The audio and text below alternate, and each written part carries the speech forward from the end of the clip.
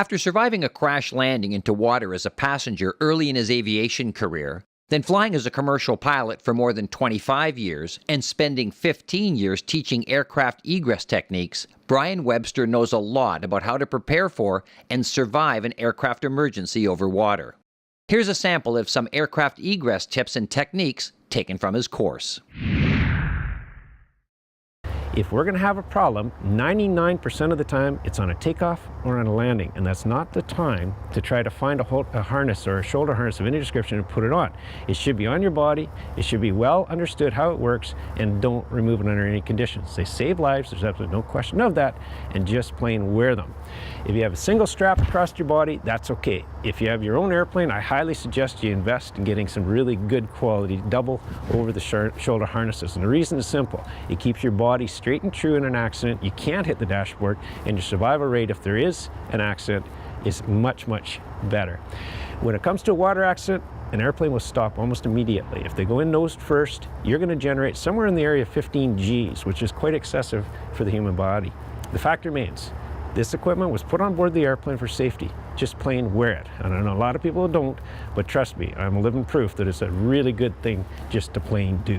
Why I'm showing this is because everybody who has lap belts says, well, I'll go buy shoulder harnesses, and that's great. But if you buy these, all right, they just slide over, make certain that they come off easily. And I'll tell you why. Is we've had them in our equipment here. What happens is people go to get out of them, and boom, they lock on this. In other words, you've taken that off, that's fine, but these things won't come off because one size fits all when you buy them from a vendor, and often these are larger, like this one's small, but if a lot of the older ones are really wide, and you paid $400, well, they're going to work, darn it, you know, and they barely sit on, oh, there, I got it. And every time you do them up, you go, oh, they'll get easier, and they never do. But in any event, what it amounts to is you've saved yourself on the incident, no doubt of that, but now you try to get out underwater. How many have done this or seen that done in commercial flying? Never seen that? Yeah. Oh boy, on the coast I saw it almost every day, but definitely a couple times a week, without a doubt. People jump in and they don't care, they'll go either way. What's the problem? Who cares? If you go upside down, gravity still works underwater. Your body weight will pin that in your belly, and you got jackets and everything else on. You will not get out. It's not you might. We've had this happen 500 times or more, and not one person has got out yet. Here's how it goes. You're upside down, person can't find it. Their eyes go big, cheeks go bigger, then they speed up what's not working, then they overpower it by grabbing something to pull. And then it's all over. We write it and get you out. In real life, I'm sure that's how it goes. You can't get out if the belt's upside down. If somebody's trapped in a belt and you take a Leatherman, which all the bush pilots wear on their hip, underwater to somebody who's drowning, either they're going to get their slashing in a really bad way all over the body, or you're going to get hurt. That can't hurt you. You just put it up on the headliner, a little bit of Velcro, pull her down, and zip, zip, gone. Is the door handle goes up and down. Fred Flintstone built that for me years ago. Anyway, it goes up and down, up and down, up and down, up and down. 180, 185. How many you got these? Okay, now flip the airplane. Now come out of your seat. What are you going to do? You're going to try to push it up. You bet, because you invert as soon as you undo your seatbelt, and bingo, snap, it's in your hand. You've just locked yourself in a box. The steel, as you know in the center, has thread. The handle is made of porous aluminum and has the female that strips. What is the brace position? I'm in the back of the Beaver. I have a single belt across my waist. What's the brace position? Lay down, put a cushion or jacket on you, and put your hands on the back of your ankles or on the seat posts. Now I'm in the front seat of the Beaver. I got a single strap or a double set. What do I do? Cross your arms, grab your shirt, and hang on. And you'll do what's called the squint and squeeze. You'll do this. Guaranteed. It makes sense to me, because you lock the belt in position, you can't fall out. Then bang, you hit, you're going to go straight forwards, because guess what? This thing has nothing holding it. It'll go right to the dash. If you don't have shoulder harnesses on, you're not going to like the outcome. But your feet, nobody thinks of this. My buddy, when he got out of that 150, he had a broken left ankle. The reason is he was flying the airplane, so the nose wheel kicked over as soon as he hit the water, and it fires the rudder pedal out at high speed. So you want to slide your feet down. Again, shoulder harnesses keep you in place. When you're actually, you got a single strap, okay, they're okay. They're not the best, I'll tell you right now. They've been known to break collarbone, and as well, you can get back injuries because your head will torsion, and then your lower back takes the energy. If you're making a water entry after an engine failure situation or whatever the case is, you try to land normally. Remember, you've got electric flaps, so you don't turn the master off, because you might want them last second, all right? But the big thing is slide your feet down off the pedals, because guaranteed one's coming out. That's a guarantee, there's no question of it. Privately, what's the deal? How often do you have to inspect them? Never. How come? Because you're under the Marine Act. You're not a float plane until you leave the water. You're a boat. And if you go into the, and I've done all this stuff obviously, if you go into the laws of Marine, it says you must have this equipment on board, and they show if it's all tattered, throw it away. But nowhere does it say it has to be inspected.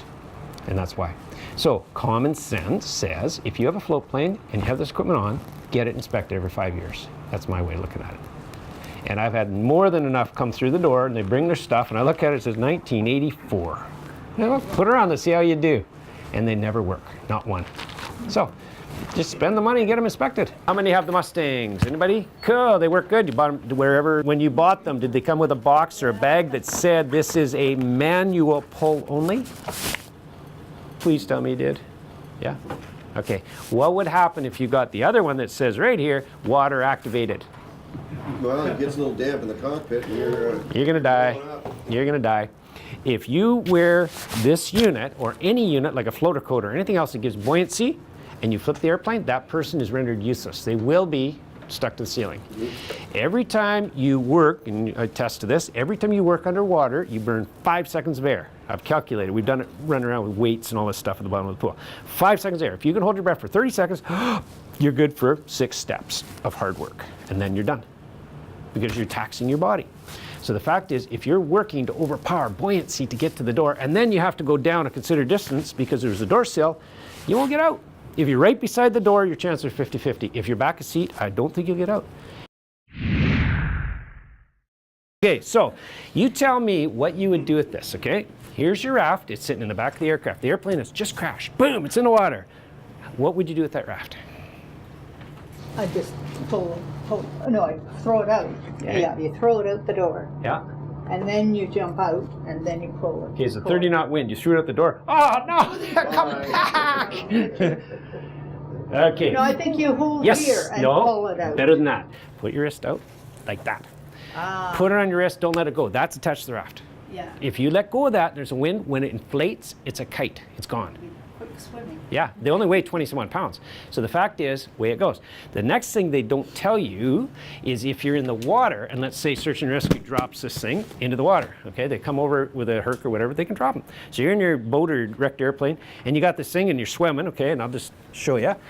I'm in here just swimming along, and okay, I got the raft. Oh, thank God. So I put it over my wrist, and I pull, and that's great. What would happen if the raft, through tide, turned that way? Any idea? Thank you. Take that little bottle of Eric, you tough guy. Rattle it against your skull a couple times. Okay. Yeah. That is inside here unprotected. It's just slipped into a sleeve of this material. When you pull this, the manufacturer knows to send the bottle the opposite direction. If it spins, That side of it. yep, when you inflate a raft, if you did it in this room, it would go bang, bang, bang, and then with a vengeance, wham, over it would go. Because the last time, and then it sits there and hisses, they over-inflate. In other words, if it takes 100 pounds to inflate them, they put in 120.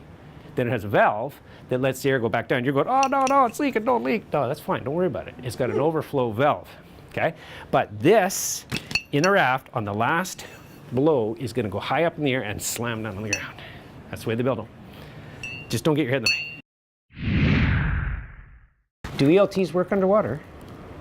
Do they work if the airplane's upside down in a marsh and the antenna's grounded? You see, you gotta think about all this stuff. So as a passenger, it's always wise, as a pilot, to show the passenger where the LT is, how it works, where to take it out, and how to run it. Simplistic as could be. I've got an ancient one here, but there you go, Jane. You ever seen one of them? You will. It's on board your airplane.